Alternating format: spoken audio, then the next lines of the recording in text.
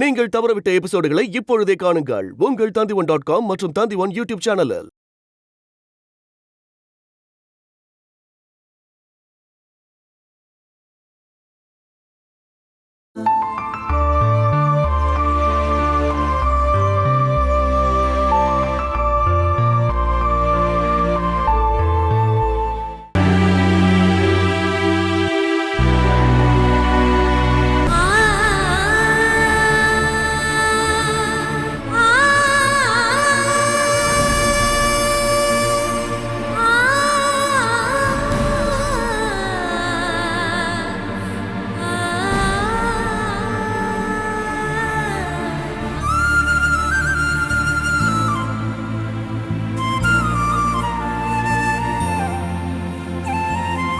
என்னங்க நீங்க என்ன மன்னிச்சிடுங்கன்னு சொல்ல போறியா? வேண்டாம் நான் வேண்டாம். நமக்கு நடுவுல ஃபார்மாலிட்டிஸ்லாம் வேண்டாம். ஒவ்வொரு அனுபவமும் ஒரு பாடம்மா, வாழ்க்கை கத்து கொடுக்கிற பாடம்மா. இருந்தாலும் உங்களை நான் தப்பா நினைச்சிட்டேன்ல. முன்னாடி எத்தனையோ முறை நான் உன்னை தப்பா நினைச்சிருக்கேன். இந்த வீட்டை விட்டே கிளம்புன்னு கூட சொல்லியிருக்கல. அன்னைக்கும் அதுக்கு காரணமா இருந்தவ அபிராமிங்கிறது தான் கூத்தே. போதாதுன்னு என் அம்மாவும் நானும் அபிராமி சொன்னதெல்லாம் வேற நம்பணும். நீ சொன்னதை நம்பல. இப்ப நடந்தது அதோட இன்னொரு பக்கம். அதே அபிராமினால நீ இப்ப என்ன நம்பல. நான் ரொம்ப கஷ்டப்பட்டு பிசினஸ் மீட்டிங்ல பிரசன்ட் பண்றதுக்காக அந்த ஆர்டிக்கல் ரெடி பண்ணேன். எவ்வளவோ ரெஃபர் பண்ணேன். உங்களுக்கு அதெல்லாம் தெரியக்கூடாதுன்னு சர்ப்ரைஸா வச்சிருந்தேன். அதனால நீங்க ஆஃபீஸ் போற நேரமா பார்த்து கஷ்டப்பட்டு நான் அதை ப்ரிப்பேர் பண்ணேன். முந்தா நேத்து தாழூர் கோவிலுக்கு அம்மாவை நான் கட்டாயப்படுத்தி கூட்டிட்டு போனது மீட்டிங் முன்னாடி சாமி கும்பிடுறதுக்கு தான். அந்த அளவுக்கு நான் கஷ்டப்பட்டு ப்ரிப்பேர் பண்ணேன். கடைசியில ஒரு வார்த்தை கூட எனக்கு பேச வாய்ப்பு கிடைக்காம அபிராமி மொத்த கிரெடிட்டையும் கொண்டு போனப்போ என்னால தாங்கிக்க முடியல. கான்ஃபரன்ஸ் ஹால்ல உட்கார்ந்து நான் அழுதுட்டு இருந்தேன். என்னை சுத்தி எல்லாரும் கிளாப் பண்ணாங்க, பாராட்டினாங்க. உண்மையிலேயே அதெல்லாம் எதுக்குங்க? நான் கஷ்டப்பட்டு எழுதின ஒர்க்குக்கு. ஆனா என்னை யாருமே மைண்ட் பண்ணல. எல்லார் பார்வையும் அபிராமி மேல இருந்தது. என்னோட பார்வையே அப்படியே இருண்டு போச்சுங்க. ஹாலை விட்டுட்டு வரும்போது என் மனசுல ஒண்ணுதான் இருந்துச்சு. ஓடி வந்து உங்க தோல்ல அப்படியே சாஞ்சு அழணும்னு நினைச்சேன். உங்களை தவிர சொல்லி அழ எனக்கு யாரு இருக்கா? ஆனா அப்ப உங்க கார்ல நான் எழுதின ஆர்டிக்கல் காப்பியை பார்த்தேன். அப்ப எனக்கு என்ன தோணும்? நான் காமிக்காத மேட்ரை நீங்க எதுக்கு காப்பி எடுத்து வைக்கணும்? நான் அப்படியே உடைஞ்சு போயிட்டேங்க. யார் தோல்ல சாஞ்சு மனசுல இருந்த கவலையை இறக்கி வைக்க நினைச்சனோ அதே நபர் டபுள் பாரத்தை என் நெஞ்சில தூக்கி வச்ச மாதிரி இருந்தது. எங்கேயாவது ஓடி போயிடலாமான்னு தோணுச்சு. உனக்கு என் மேல பயங்கர வெறுப்பு வந்திருக்கும் இல்ல? கொஞ்ச நேரம் என் மனசு மறத்து போயிடுச்சு. மொத்தத்துல நான் பிளாங்க் ஆயிட்டேன். நீங்க என்கிட்ட என்ன கேட்டீங்க? நான் உங்களை வெறுத்துட்டேன்னா?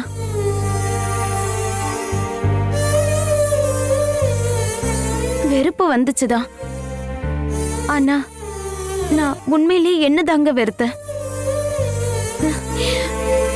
இப்படி ஒரு ஜென்மமா இருக்கிறோமேன்னு என்ன நானே சபிச்சுக்கிட்டேங்க. வேண்டாம், இனி அதை பத்தி எல்லாம் பேச வேணாம். அதெல்லாம் கேட்கவே எனக்கு கஷ்டமா இருக்கு.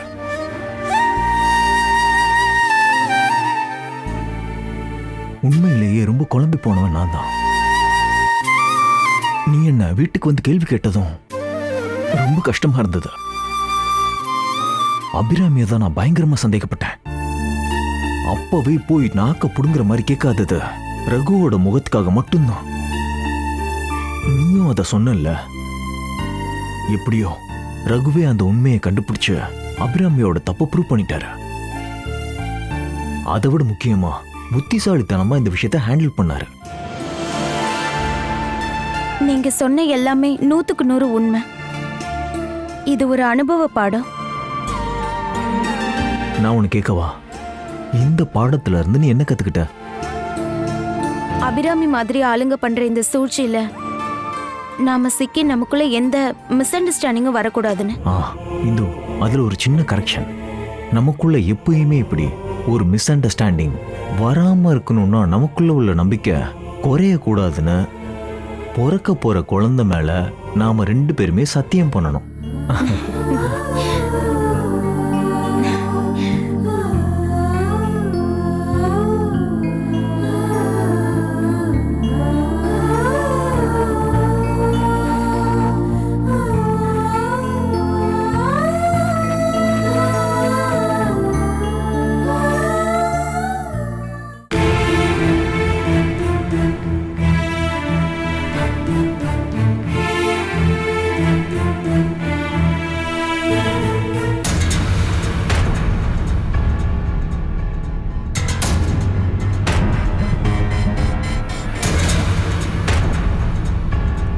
Okay, thanks a lot. Wife கிட்ட சொல்லிடுங்க. ஐ call you back.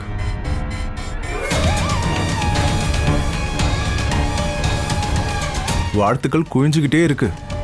Mrs Raghuraman கான்ஃபரன்ஸோட star ஆனதுனால எங்க இருந்தெல்லாமும் விஷஸ்லாம் வருது. சில பேர் உன் கூட பழகணும்னு ஆசைப்படுறாங்க, சில பேர் உன்னை பார்க்கணுங்கிறாங்க, ஃபோன் நம்பர் கேட்குறாங்க. உனக்கும் நிறைய கால்ஸ் வருதுல்ல? ஹலோ, நான் சொன்னது ஒன்று கேட்குதுல்ல? நிறைய பேர் கால் பண்றாங்க. ஆனா அவங்க யாருக்கும் உண்மை என்னன்னு தெரியாதுல்ல. நடந்தது எப்படி தெரியும்? இவ்வளோ பெரிய விஷயத்த நீ சாதிச்சிட்டேன்னு தெரிஞ்சதும் ரொம்ப சந்தோஷப்பட்டவன் நான் தான். உன்னோட பேப்பர் தான் நம்பர் 1ன்னு தெரிஞ்சதும், கான்ஃபரன்ஸ் ஹால்ல இருந்து முதல் ஃபோன் வந்ததும் உண்மையிலே நான் அதை முதல்ல நம்பல. அந்த அளவுக்கு அன்எக்ஸ்பெக்டடா இருந்தது. கன்ஃபர்மேஷன் கிடைச்சதும் ரியலி எனக்கு குற்ற உணர்ச்சியாக தான் இருந்துச்சு. உனக்கு ஊக்கம் கொடுக்கலையேன்னு வருத்தப்பட்டேன்னா. நான் இப்போ என்ன முடிவு பண்ணேன் தெரியுமா? மேக்னட் குரூப்போட கம்பெனிஸ்ல எனக்கு சரி சமமா நீயும் வேணும்னு நினைச்சேன். ஆனா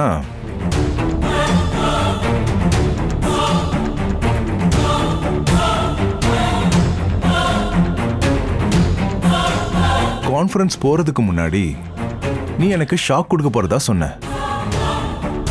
உண்மையை சொல்லணும்னா சொன்ன வாக்க காப்பாத்திட்ட. I am really shocked.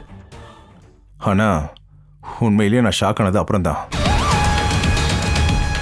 மனசாட்சிக்கு ஒன்று அடுக்காத செய்யறோன்னு ஒரு ஃபீல் இருந்தா எந்த பாராட்டியும் நீ ஏத்துக்கிட்டே இருந்திருக்க மாட்ட. வெளிரி போன ஒரு முகத்தோட நீ ஒரு கார்னர்ல போய் இருந்திருப்ப. எனிவே, அபிராமி இப்படி ஒரு சபையில பப்ளிக் முன்னாடி இப்படி காமிச்சது திருட்டுத்தனம்னு தெரிஞ்சதும் ரொம்ப ஷாக் ஆயிட்டேன். Because you are my wife. ஆனா அபி, நீயும் அதோட இன்னொரு பக்கத்தையும் யோசிச்சு பாரு. உன்னோட ஹஸ்பண்டும் இருக்கிற ஒரு பிசினஸ் சொசைட்டிக்கு முன்னாடி ஃபேக்கான ஒரு அடையாளத்தை நீ கொடுத்துருக்க. ஆனா அப்ப நீ அந்த அசிங்கம் எனக்கு தான் நீ நினைச்சே பார்க்கல. அது ஒரு சின்ன விஷயமே கிடையாது.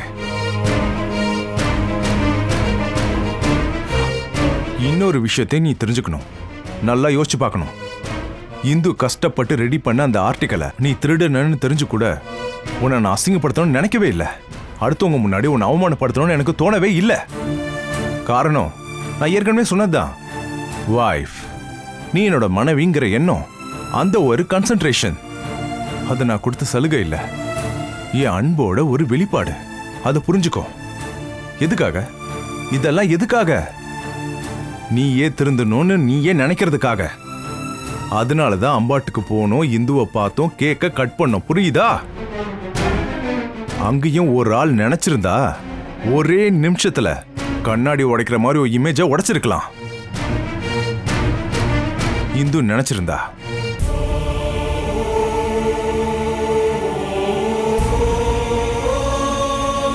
அவ எழுதி உருவாக்குன ஆர்டிக்கல்னால தான் நீ ஃபர்ஸ்டா வந்தன்னு அவ ஓப்பனா சொல்ல அவளுக்கு எந்த தடையுமே இல்ல. அவ எல்லாரும் முன்னாடியும் அப்படி சொல்லியிருந்தான்னு மட்டும் வச்சுக்கோ, அத பத்தி என்னால யோசிக்க கூட முடியல.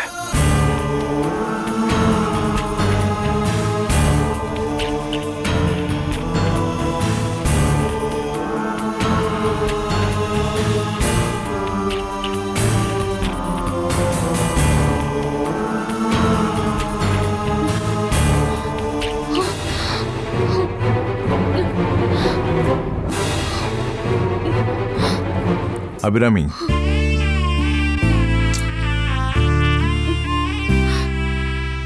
முதல்ல என்ன பாரு. நடந்தது நடந்து போச்சு, போட்டோம். இனிமே இப்படி பண்ணாத. உன்னோட வயசு, பிசினஸ் ஃபீல்டுல உன்னோட அனுபவம், இது எல்லாமே தெரியும். இனி இப்படி பண்ணாம இருந்தா போதும். நான் புரிஞ்சுக்கிட்டேங்க. என்னோட தப்ப நான் புரிஞ்சுக்கிட்டேங்க. உண்மையிலேயே நான் பெரிய ஆள் ஆகணும்னு ஆசைப்படல. அப்படி ஒரு மீட்டிங்ல நான் ஜெயிச்சா அந்த கிரெடிட் உங்களுக்கு கிடைக்குமேனு தான் நான் அந்த மாதிரி பண்ணேன். பிசினஸ் ஃபீல்ட்ல அபிராமியை யாருக்குங்க தெரியும்?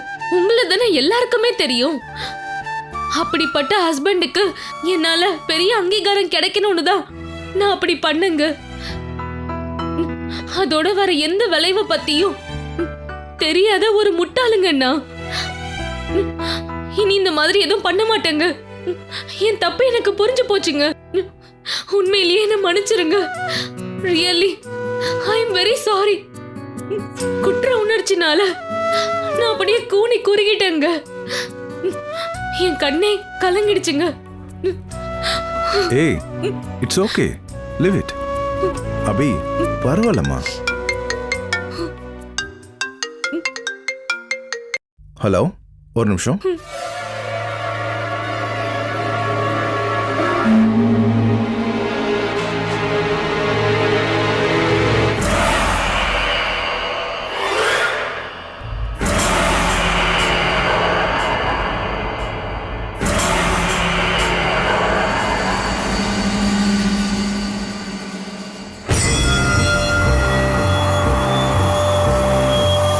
திரும்பவும் உனக்கு நல்ல பேர் கிடைச்சிருச்சுன்னு நினைக்காத இந்து. உண்மையான யுத்தம் இனிமேதான் ஆரம்பம். இனிமேதான் நீ ரத்தமே சிந்த போற. அதுக்கு இன்னும் ரொம்ப நாள் இல்ல. நீ அனுபவிக்க போற. நீ நல்லா அனுபவிப்படி.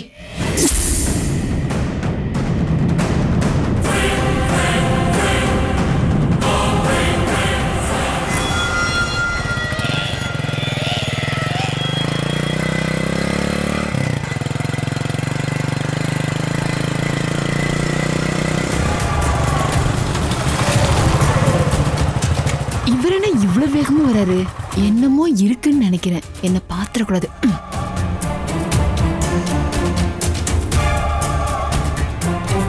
அருண், இந்து, இந்து,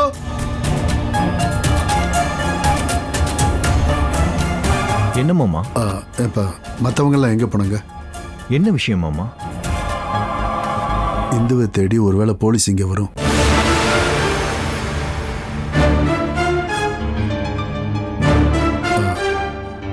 பிரச்சனை ஆயிடுச்சுமா. என்னப்பா? அது உனக்கு எதிராக யாரோ ஸ்டேஷன்ல கம்ப்ளைண்ட் கொடுத்துருக்காங்க. போலீஸ் எந்த நிமிஷம் வேணாலும் இங்க வரலாம்.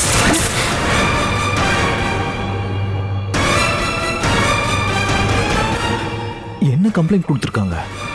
நீங்க எங்க இருந்தோ ஒரு குழந்தைய விலைக்கு வாங்கிட்டதாவோ கடத்திட்டு வந்து இங்க தங்க வச்சிருக்கிறதாவும் ஒரு கம்ப்ளைண்ட் கொடுத்துருக்காங்க. கண்மணியை தான் சொல்றேன்.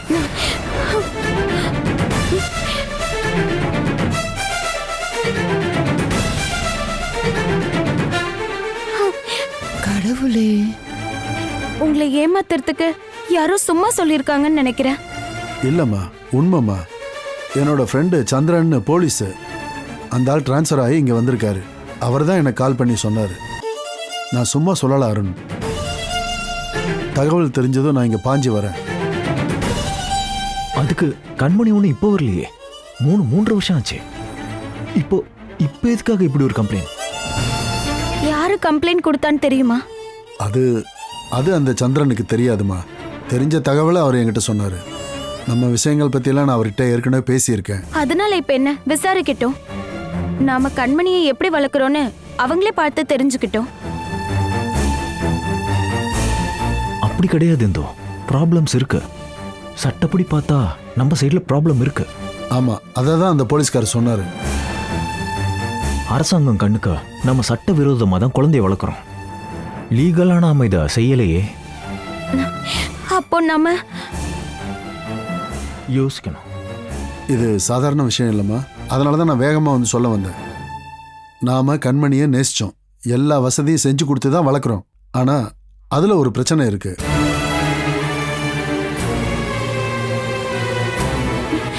என்னங்க? ஆமாம், பார்வதி அம்மா எங்க? அம்மா கண்மணியோட கோவிலுக்கு போயிருக்காங்க. ஆனா திடீர்னு இப்படி ஒரு கம்ப்ளைண்ட்டை கொடுக்கணும்னா அது இத்தனை நாளைக்கு பிறகு அது யாரா இருக்குன்னு தெரியலையே.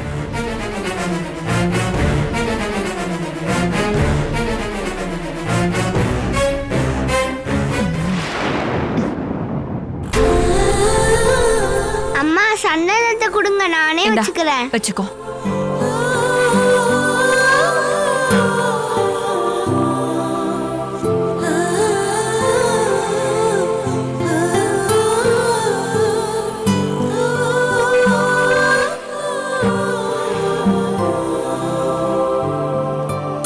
பாத்துடா.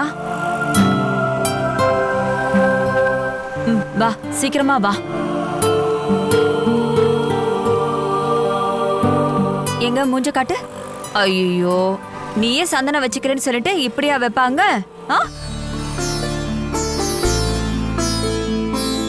இப்போ கரெக்டா இருக்கா?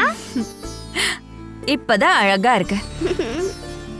அது சரி, ரொம்ப சீரியஸா சாமி கிட்ட சாமி கும்பிட்டுட்டு இருந்தியே, என்ன வேண்டிக்கிட்ட நீ? எக்ஸாமுக்கு கிளாஸ் ஃபர்ஸ்டா வரணும்னா? இல்ல. அப்புறம் நீ என்ன வேண்டிக்கிட்ட? இந்து ஆண்டி வயித்துல ஒரு குழந்தை இருக்குல்ல, அந்த குழந்தை சீக்கிரமா வரணும்னு வேண்டிக்கிட்டேன். ஆண்டியையும் அங்கிளையும் அம்மாவையும் எல்லாரையும் காப்பாத்தணும்னு வேண்டிக்கிட்டேன். உனக்காக நீ எதையுமே வேண்டிக்கலையா? ஐயோ, நான் மறந்துட்டேன். சரி வா.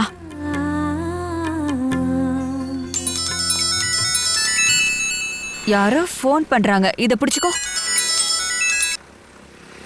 ஹலோ பார்வதி அம்மா, நான் கண்மணியோட கோவில் வரைக்கும் வந்திருக்கேன். என்ன விஷயம்? நான் வீட்டுக்கு வந்துட்டு கால் பண்ணட்டுமா? இல்லை, நான் உங்கள் வீட்டில் தான் இருக்கேன். இங்கேருந்து தான் காலை பண்ணுறேன். அவசரமாக உங்ககிட்ட ஒரு தகவல் சொல்லணும். இல்லை, இப்போ அதை சொல்லாமல் என்னால் இருக்க முடியாது.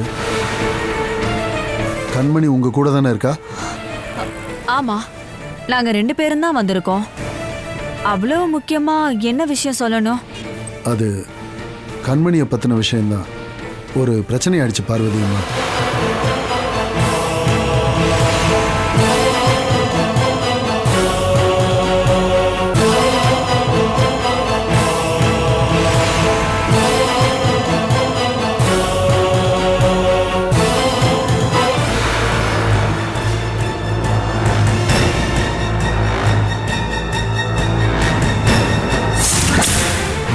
கடவுளே,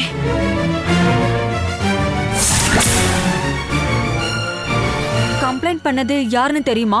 தெரியல, தகவலை கேள்விப்பட்டதும் நான் வந்துட்டேன். இது நம்மள பயமுறுத்துறதுக்காக யாரோ பண்ண வேலைதான். ஐயோ இல்லை, நான் தான் சொன்னேன்ல, என் ஃப்ரெண்டு ஒரு போலீஸ்காரர் கொடுத்த தகவல். அவர் எதுக்காக சும்மா நம்மளை பயமுறுத்த போறாரு? அப்படி இருந்தாலும் இந்துக்கு எதிராக ஏன் கேஸ் கொடுக்கணும்? எனக்கு எதிராக தானே கம்ப்ளைண்ட் பண்ணணும். கண்மணி என்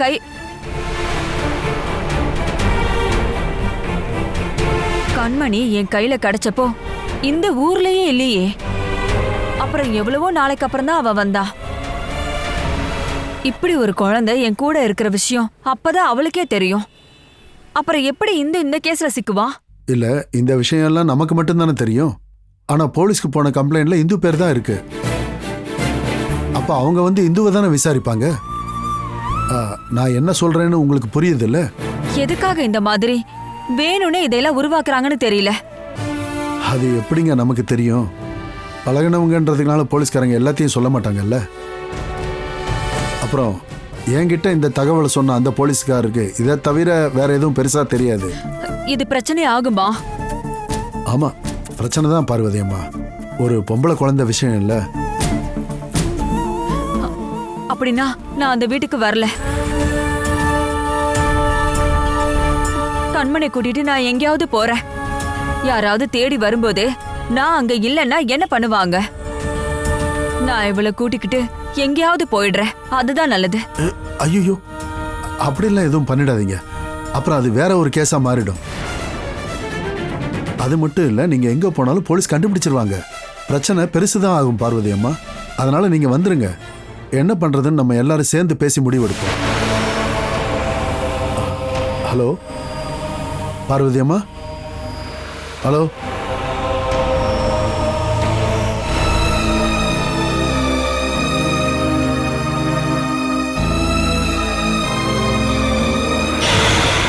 ஹலோ ஹலோ லக்ஷ்மி அக்கா, கேக்குதா? இப்போ நல்லா கேக்குதுமா. இது ஒரு வேஸ்ட் கேஸா இல்லாம போயிடுமா, இல்ல பெரிய பிரச்சனை ஆயிடுமா? அப்படி மொக்க கேஸெல்லாம் போகாது. இது கிரிமினல் குற்றம். விலங்குகளை வீட்ல வளர்க்கறதா இருந்தாலும் லைசென்ஸ் வேணும். அப்படி இருக்கும்போது எந்த அடையாளமும் இல்லாம குழந்தைய வளர்க்க முடியுமா? அதுவும் எத்தனை வருஷம் ஆகுது? இது சட்டவிரோதம் தான். சட்டத்தை பத்திலாம் எங்களுக்கு எதுவும் தெரியாது, அதனால எங்களை மன்னிச்சு விட்டுருங்க அப்படின்னு ஒரு விண்ணப்பம் கொடுத்தா விட்டுருவாங்களோ? அதனால எந்த யூஸும் இல்ல. சட்டம் தெரியாதுன்னு சொல்றதே தப்புதான். எல்லா குடிமக்களுக்கும் தெரிஞ்சிருக்கணும். அப்போ என்னதான் பண்ணுவாங்க? இந்து உள்ள போவா, அவ்வளவுதான். ஜெயிலுக்கா? இந்து மேடம் குழந்தை உண்டா இருக்காங்க இல்லையா? அதுக்கு சட்டம் என்ன பண்ணும்? ஜெயிலேயே ஹாஸ்பிட்டல் டாக்டர்லாம் இருக்காங்க. பிரெக்னன்ட் லேடிஸை பார்த்துக்கன்னு அங்க எல்லா ஃபெசிலிட்டிஸுமே இருக்கு. ஆனா வேற ஒரு பிரச்சனை இருக்குமா? அது என்ன?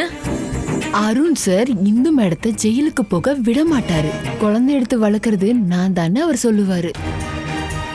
அப்போ சார தானே போலீஸ் அரெஸ்ட் பண்ணும். அப்படின்னு அருண் உங்ககிட்ட சொன்னாரா? ஹலோ, தேவையில்லாத கருத்தெல்லாம் சொல்லாதீங்க. ஜெயிலுக்கு இந்து தான் போகணும், அருண் கிடையாது. இவளுக்கு என்ன இந்த விஷயத்துல இவ்ளோ இன்ட்ரெஸ்ட்? ஹலோ, இருந்தாலும் இதெல்லாம் ரொம்ப ரொம்ப ஓவர்மா. இந்த அளவுக்குலாம் பண்ணிருக்க கூடாது. இந்து மேடம் மேல பகை இருக்க யாரோ ஒருத்தர் பண்ண வேலை. இப்படி ஒரு கேவலமான வேலையை எந்த ஒரு பிச்சைக்காரிமா பண்ணிருப்பா? அபிமா, எனக்கு எப்படி தெரியும்? யாரா இருந்தாலும் அந்த ரகசியம் ஒரு நாள் வெளியே வரதான் செய்யும். ஹலோ ஹலோ அபிமா, வச்சிட்டாளா? என்னமோ நடக்க போகுது.